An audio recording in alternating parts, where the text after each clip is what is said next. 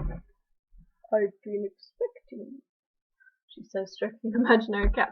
I haven't been expecting you. I don't expect anyone would want to watch after my last video. But yeah, so I thought today, as I did my first one was just saying hello, I thought my second one should probably be my postnatal depression story of kind of how I got diagnosed kind of thing. But so basically, I'll go all the way back to when my son was born, which was about 4 years ago. With him, I didn't actually have postnatal depression. Well, it wasn't diagnosed. Don't know if I did, but so I had him. Things were fine. But when he was about a year and a half, I think I had counselling for a while for depression, which possibly could have been related, possibly not. But so that was all fine. I was kind of coping with life with him, and it was all good. Then we get to November, I think it was 2014. Yeah, so November 2014, I found out I was pregnant.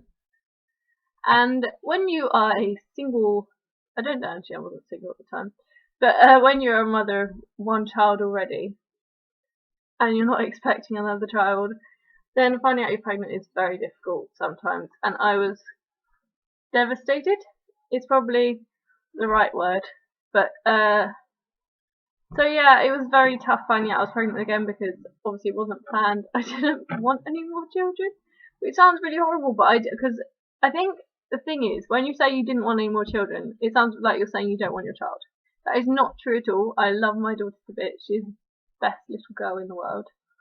But obviously it's the idea of having a baby that is so terrifying and so scary and so horrible to you. But then when you have them, they are amazing and you do love them just as much as your other one.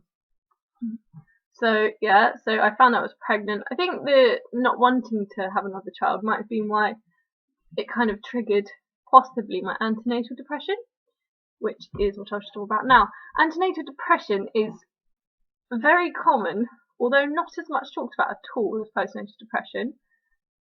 It's basically just depression when you're pregnant, and it is quite horrible, to be honest, because everyone's like, oh, you're having a baby, you should be so excited and happy, and you're just like, yeah, but I don't feel it.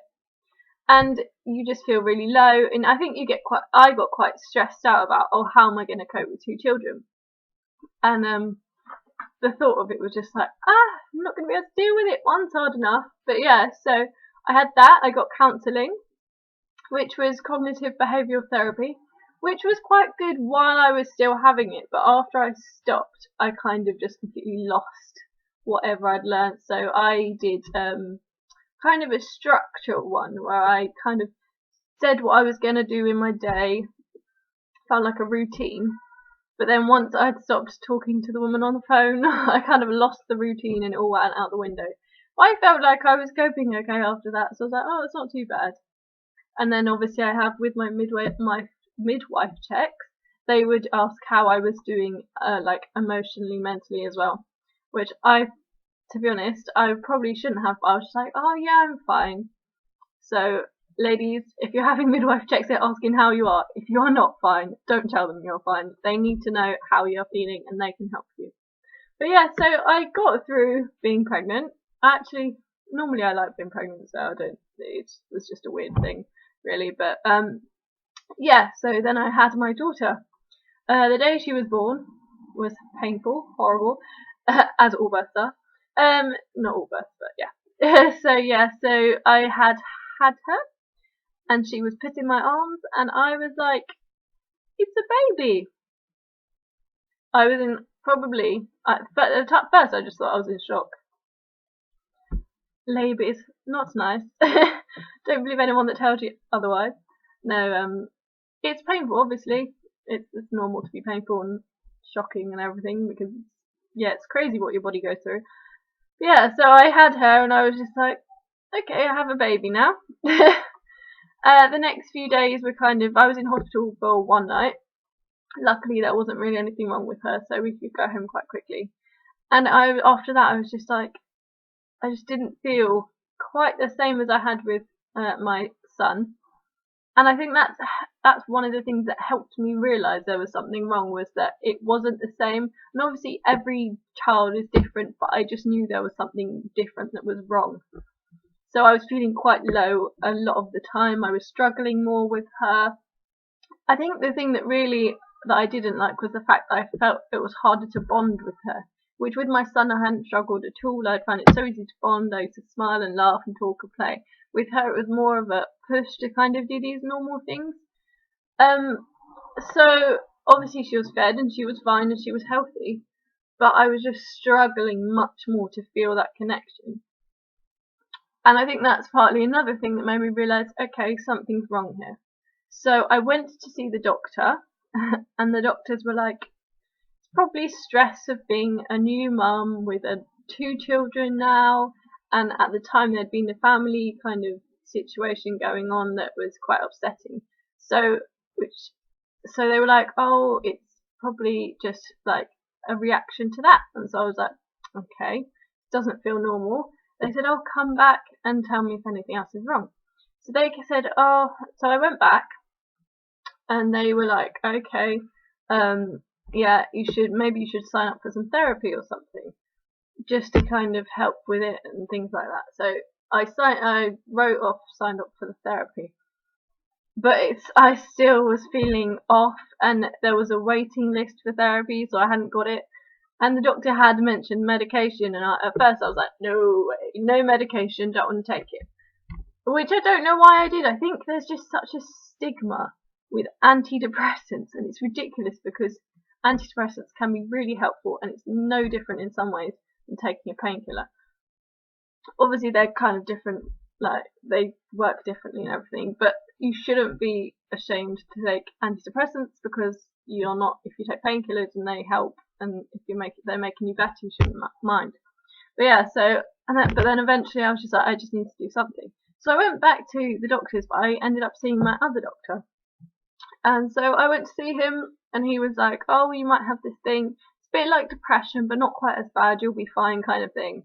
And then he made this comment, which is probably the only reason I got diagnosed that day. And he said, you haven't thought about self-harm, have you?